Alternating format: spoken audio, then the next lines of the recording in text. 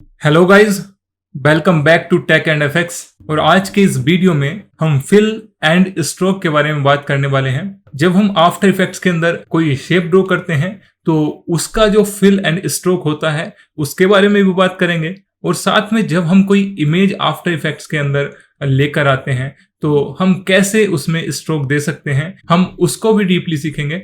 और साथ में हम स्ट्रोक एंड फिल का यूज करके और थोड़ा सा एफर्ट लगा के ये एनिमेशन क्रिएट करेंगे जो कि काफी इंटरेस्टिंग रहेगी।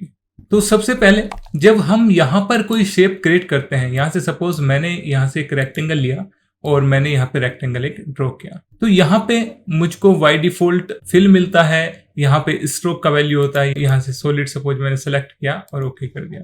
और अगर मुझको स्ट्रोक हटाना है तो यहाँ पे क्लिक करके मैं नन पे क्लिक करके ओके कर दूंगा। ओके, यहाँ से मैं इसका कलर चेंज कर सकता हूँ। ठीक है, यहाँ से मैं इसकी विड्थ को बढ़ा सकता हूँ, घटा सकता हूँ। ठीक है, ये हमारी बहुत ही बेसिक सी चीज है जो कि हमको फ्रंट में ही यहाँ पे मिल जाती है। लेकिन अब मैं आपको यहाँ पे दिखाता हूँ। यहाँ पे हमारे पास शेप लेयर है और शेप लेयर के अंदर हमारा कॉन्टेंट्स, और कॉन्टेंट्स के अंदर यहाँ पे रेक्टेंगल 1। मैं रेक्टेंगल 1 के अंदर गया और यहाँ पे मुझको मिला है स्ट्रोक 1 और फिल 1। मीन्स इस शेप लेयर का स्ट्रोक और फिल मुझे यहाँ पे इसके अंदर मिल चुका है। अब मैं यहाँ से इसको ऑफ भी कर सकता हूँ, चाहे मुझे फिल को ऑफ करना हो या फिर स्ट्रोक को ऑफ करना हो, और यहीं से मैं इसको इनेबल भी कर सकता हूँ। ठीक है, एक चीज है। दूसरा, जब हम यहाँ पे फिल को एक्सपेंड करते हैं तो यहाँ पे आप देख रहे हैं कि यहाँ दो प्रॉपर्टीज के साथ हमको ये एक क्लॉक वाला आइकन मिला है। क्लॉक वाला आइकन मीन्स कि जिन प्रॉपर्टीज के साथ ये वाले आइकन्स होते हैं उसका मतलब ये है कि हम उन प्रॉपर्टीज को एनिमेट कर सकते हैं। ठीक है, तो यहाँ पे हमारे पास यही ऑप्शंस होते हैं फिल्म में कि यहाँ से एक तो हम इसको डिफरेंट मोड पे ब्लेंड कर सकते हैं, यानी कि स्क्रीन करना है हमको, जो भी करना है यहाँ से कर सकते हैं। एक ऑप्शन हमारे पास ये होता है फिल्म में। दूसरा, उसके बाद हमको यहाँ पे कलर पे हम की फ्रेम लगा के उसको डिफरेंट कलर्स पे एनिमेट कर सकते हैं। ठीक है, यहाँ पे इसको कर देता हूँ कुछ ये कलर। ओके, ठीक है, तो इस तरीके से हम ये कुछ एनिमेट कर सकते हैं ना। फिल्म में हमारे पास यही प्रॉपर्टीज होती हैं, इसके अलावा बहुत कुछ खास नहीं होता। जो कंपोजिट वाले ऑप्शंस हैं इनका भी बहुत ज़्यादा कुछ यूज बेसिक शेप्स में तो होता नहीं है ना। बाकी जब हम ग्रुप देखेंगे तब इनको डिस्कस करेंगे, है ना। इसके बाद हम बात करते हैं स्ट्रोक की, है ना। ये बहुत ज़्यादा इंटरेस्टिंग है। तो स्ट्रोक की पहले मैं आपको बेसिक सी सेटिंग्स बता देता हूँ, उसके बाद इसका यूज करके हम एक बहुत ही बेहतरीन सी एनिमेशन क्रिएट करेंगे। ओके, तो यहाँ पे सबसे पहले आपको कलर मिलता है, फिर ओपेसिटी मिलती है ना। यहाँ से आप ओपेसिटी स्ट्रोक की 0 कर सकते हैं, बढ़ा सकते हैं, जितना भी आपको रखना है अपने अकॉर्डिंग मैनेज कर सकते हैं।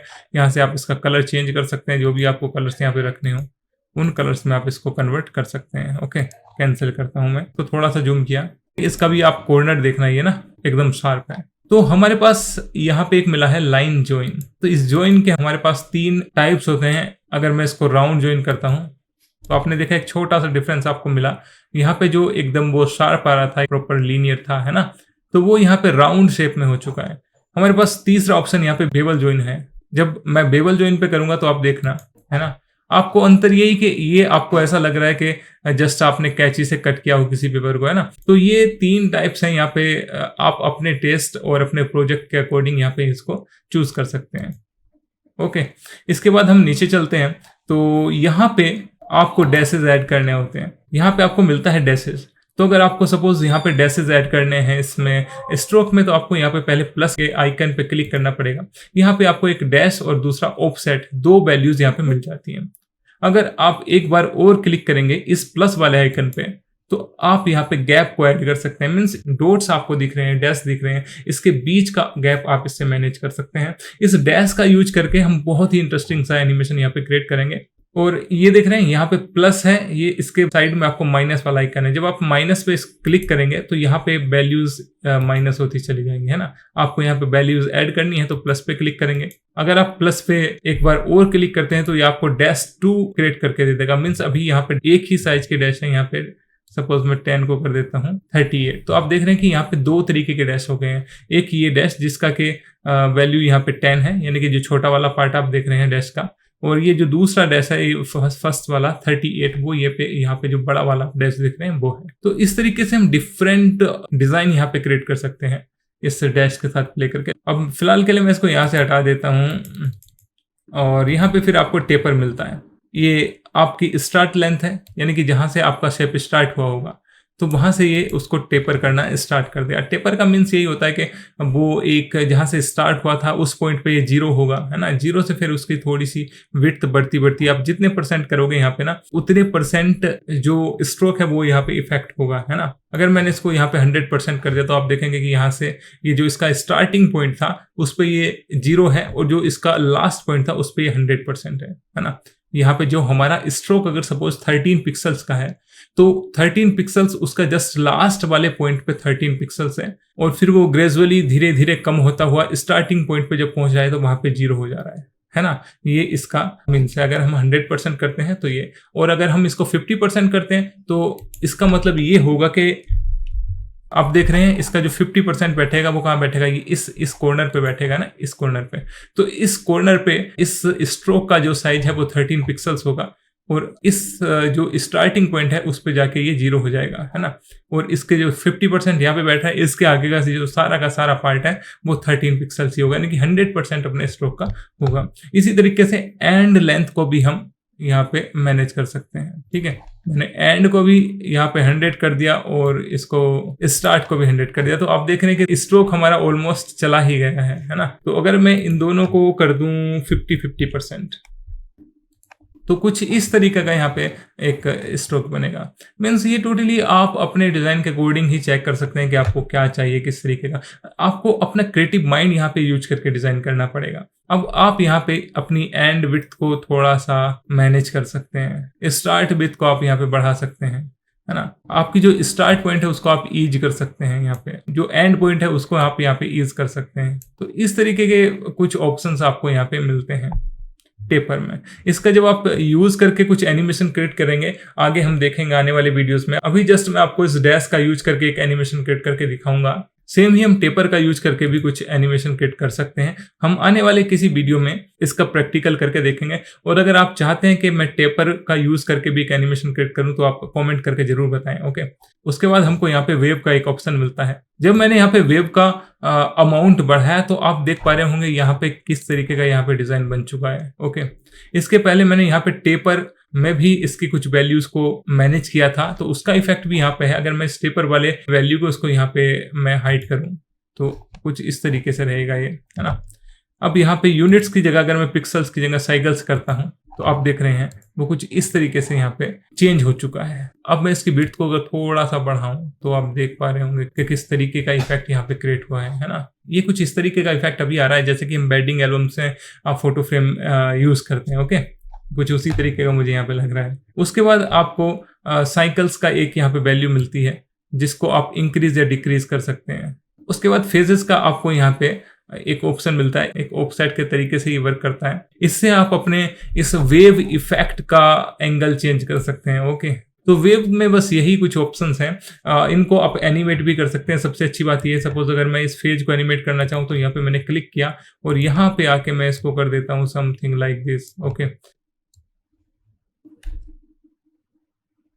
ना। कुछ इस तरीके का इफेक्ट यहाँ पे आ रहा है। तो इसमें आप यही कर सकते हैं कि आप जितना यहाँ पे प्रैक्टिकल्स करके देखेंगे, बार बार ट्राई करेंगे तो कुछ अच्छा आप यहाँ पे क्रिएट कर सकते हैं। अब हम यहाँ पे एक डिजाइन क्रिएट करने वाले हैं। सबसे पहले मैंने यहाँ पे राउंडेड रेक्टेंगल टूल लिया और यहाँ पे ध्यान रहे कि यहाँ पे हमने अभी बेजर पाथ को सेलेक्ट नहीं किया हुआ है, ठीक है। और मैंने यहाँ पे एक राउंडेड रेक्टेंगल टूल लिया और यहाँ पे मैंने एक रेक्टेंगल इस तरीके से ड्रॉ किया। उसके बाद मैं इधर रेक्टेंगल 1 में गया और यहाँ पे इसके पाथ में जाके मैं इसके साइज को थोड़ा सा कुछ इस तरीके से बढ़ा देता हूँ। कुछ इतना मैंने किया और इसकी राउंडनेस को मैं बढ़ा दूंगा जितना मैक्सिमम हो सकता है। इसके बाद मैं इसके स्ट्रोक में जाऊंगा और स्ट्रोक में जाके सबसे पहले मुझे यहाँ पे डैश ऐड कर लेना है और एक बार प्लस करके मैं यहाँ पे गैप भी ओपन कर लेता हूँ। अब आपको यहाँ पे एक लाइन कैप करके भी ऑप्शन मिल रहा है ना।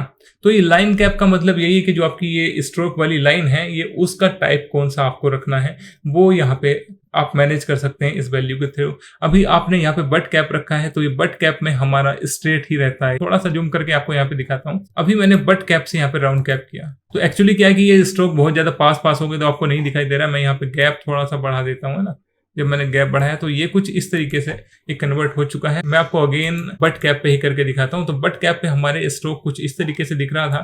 अभी राउंड कैप जब मैंने किया तो ये पूरा राउंड में हो चुका है। और यहाँ पे जो तीसरा पॉइंट आपको मिलता है वो मिलता है प्रोजेक्टिंग कैप का। उसमें कुछ आपको इस तरीके का डैश देखने के लिए मिलेगा। तो मैं यहाँ पे अभी राउंड कैप ही रखता हूँ और यहाँ पे जो मैं इसका स्ट्रोक विड्थ है वो कर देता हूँ वो अराउंड 1 and 4। और अब मैं इसमें डैश को यहाँ पे करता हूँ 0। ओके, अब मैं इस गैप को भी थोड़ा सा कम कर लेता हूँ, समथिंग लाइक दिस। अब मुझे यहाँ पे एक इलिप्स भी लेना है और मैंने इलिप्स लिया और इस इलिप्स का मैंने यहाँ पे स्ट्रोक कर दिया नन। और इसके फिल का कलर मैं कुछ रखूंगा। मैंने कुछ इस तरीके का एक कलर यहाँ पे सेलेक्ट कर लिया है। यहाँ पे मैंने इस इलिप्स को सेलेक्ट किया, कंट्रोल डी से इसका डुप्लीकेट बना लिया और इसके अंदर जब मैं इलिप्स पाथ में जाऊंगा तो यहाँ पे साइज आता है। मैं इस साइज को करूंगा थोड़ा सा छोटा, समथिंग लाइक दिस। और इस इलिप्स का मैं फिल का कलर कर दूंगा कुछ ब्लैक, कुछ इतना मैंने इसको कर दिया है। और इसके साइज को मैं 38 की जगह कर देता हूँ 32। और इसकी पोजीशन को मैं यहाँ पे कर दूंगा कुछ इस तरीके से। ठीक है, अब मैंने इस इलिप्स 2 को यहाँ पे फिर से डुप्लीकेट किया और एक एक्स्ट्रा लेयर मैंने इसकी बनाई। फिर मैं इलिप्स पाथ में जाके इसकी पोजीशन को कर दूंगा कुछ यहाँ पे। अगेन मैं इलिप्स 3 को सेलेक्ट करता हूँ, कंट्रोल डी प्रेस करके एक डुप्लीकेट और बनाता हूँ।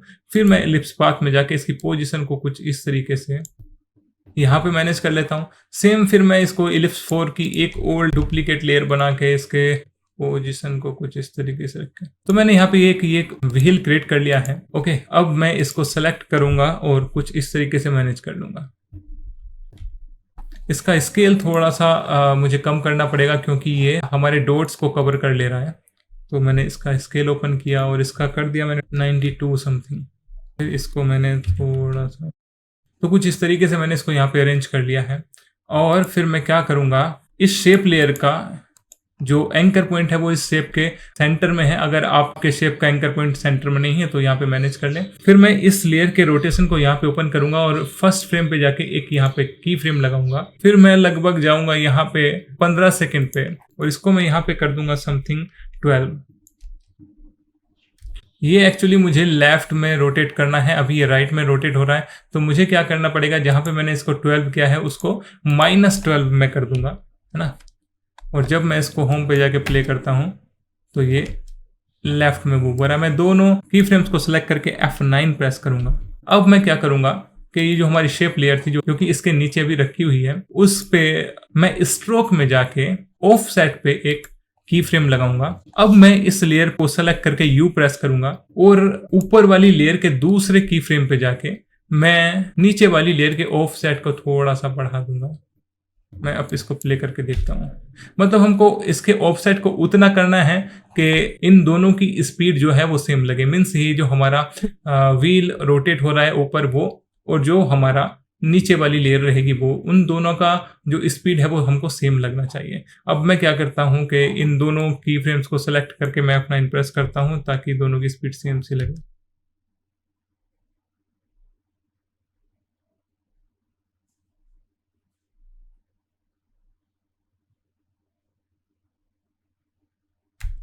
मुझे दोनों की ही स्पीड थोड़ी सी ज़्यादा लग रही है, तो मैं क्या करूँगा, इन दोनों लास्ट वाले की फ्रेम्स को पकड़ के मैं कर दूंगा समथिंग 24 सेकेंड का इस एनिमेशन को बनाऊंगा। अब मैं प्ले करके देखता हूँ।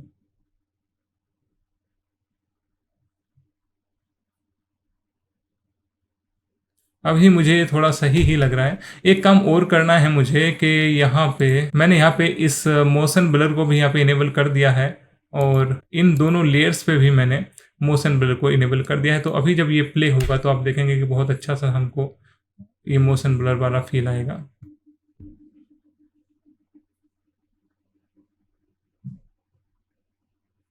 ठीक है, इस व्हील वाली लेयर का मैं कलर कोड भी अलग कर देता हूँ। ग्रीन किया मैंने, इसकी एक डुप्लीकेट लेयर और बनाई और मैं इस लेयर को कुछ अरेंज कर देता हूँ राइट वाले कॉर्नर पे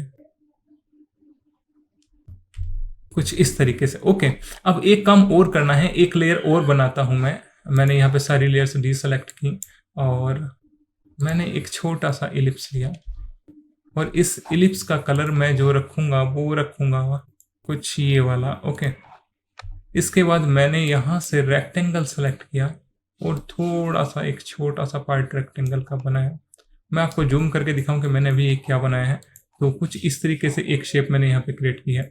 आपने देखा होगा कि जो व्हील्स होते हैं उसके बीच में एक नट टाइप का जरूर होता है, चाहे कोई बड़ा व्हील हो या छोटा व्हील हो। और इसके बाद मैं इस शेप को इस अपने व्हील वाले शेप के सेंटर में मैं इसको अरेंज कर दूंगा। उसके लिए मैंने इस शेप को किया सिलेक्ट और हाँ, तो ये लगभग सेंटर में अभी है। ओके, अब मैं इसकी एक डुप्लीकेट लेयर बना के राइट वाले व्हील पे भी रखता हूँ। ओके, अब मैं अगर आपको दिखाऊं तो क्या एनिमेशन बनी है ये।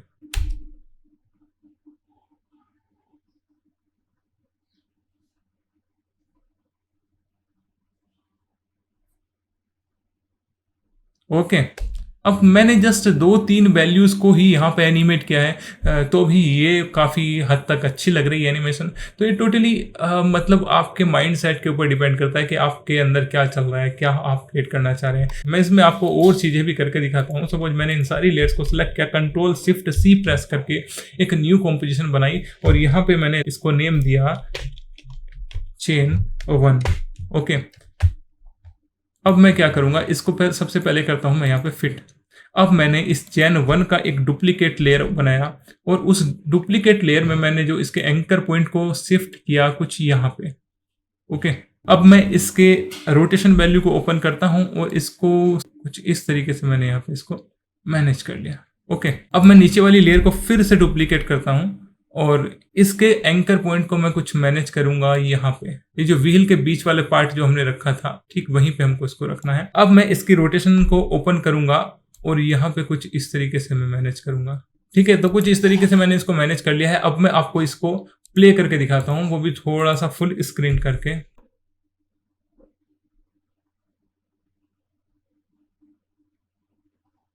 ओके, अभी यहाँ पे अगर मैं इस फिल को ऑफ कर देता हूँ तो वो आपको और ज़्यादा अच्छा फील आएगा। मैं आपको दिखाता हूँ करके। मैंने कोई सी भी एक कॉम्पोजिशन को यहाँ पे ओपन किया और जो हमारा ये सबसे नीचे वाला शेप है इसकी मैंने फिल को कर दिया ऑफ। मैंने एक कॉम्पोजिशन में किया है और आप देखेंगे कि जो हमारा मेन कॉम्प है उसमें जब आए तो हमारे पास तीनों कॉम्पोजिशन में से वो फिल ऑफ हो चुका है, क्योंकि हमने इस टाइमलाइन में ही इनको डुप्लीकेट किया है। तो ये अगर हम किसी एक कॉम्प के अंदर चेंजेस करेंगे तो सबके अंदर होंगे। अगर हमको ऐसा करना है कि हम किसी कॉम्प को डुप्लीकेट कर रहे हैं और हम चाहते हैं कि उसके अंदर चेंजेस ना हो, तो उसके लिए हमको यहाँ पे इसको सेलेक्ट करके रिवील्ड लेयर सोर्स इन प्रोजेक्ट ओपन करना पड़ेगा और यहाँ पे हमारा आ गया चेन 1। अब हम इसको जब डुप्लीकेट करके न्यू लेयर्स यानी कि न्यू कॉम्पोजिशन क्रिएट करेंगे, यहाँ पे सपोज मैंने यहाँ पे Ctrl+D करके इसको चेन 2 एक डुप्लीकेट कर लिया और मैं डबल क्लिक करके जब इसके अंदर जाऊंगा और सपोज यहाँ पे मैंने इसके फिल को कुछ इस तरीके से कर दिया, मैंने कर दिया यहाँ पे ये ओके, और मैं यहाँ पे कॉम्प 2 में गया तो आप देख रहे हैं कि यहाँ पे कुछ भी चेंजेस नहीं हुआ, क्योंकि मैंने उसको यहाँ पे प्रोजेक्ट विंडो में डुप्लीकेट किया है। तो जब मैं इस लेयर को उठा के यहाँ पे रखूंगा तो आप देख रहे हैं कि अब इस वाली लेयर में जस्ट वो हमारा जो फिल था वो इनेबल हुआ है ना। तो जब भी हमको इस तरीके से करना हो कि हमको किसी एक कॉम्पोजिशन को डुप्लीकेट करना है लेकिन उसके अंदर हमको चेंजेस नहीं करने, जस्ट एक ही कॉम्पोजिशन के अंदर चेंजेस करने हैं, तो हमको क्या करना होगा, प्रोजेक्ट विंडो के अंदर डुप्लीकेट करना है। और जब हमको एक में चेंजेस करने हैं और बाकी सब में एक साथ हो जाने चाहिए, तो हमको अपने टाइमलाइन में ही उसको डुप्लीकेट करना है। अब मैं आपको इस एनिमेशन को प्ले करके दिखाता हूँ।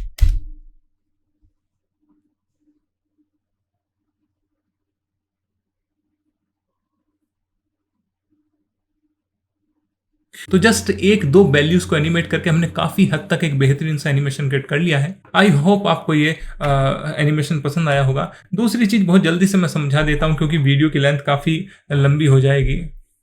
सपोज हमारे पास यहाँ पे कोई एक इमेज है और हमको इस इमेज को मास्क करना है और उसका एक स्ट्रोक देना है। तो मास्क करने के यहाँ पे दो तरीके हो सकते हैं। सबसे पहला तो ये कि हमने इसको सेलेक्ट किया, ऊपर से यहाँ से हमने रेक्टेंगल या राउंड रेक्टेंगल टूल जो भी हमको चाहिए वो लिया। सपोज मैंने यहाँ पे राउंड रेक्टेंगल लिया और यहाँ से हमको इसको मास्क कर लिया। एक तरीका ये होता है, लेकिन इसमें आप बहुत ज्यादा कुछ यहाँ पे मैनेज नहीं कर पाएंगे, ठीक है। तो मैं इस तरीके को प्रेफर कभी नहीं करता अपने लिए। आप चाहे तो कर सकते हैं, यूज कर सकते हैं।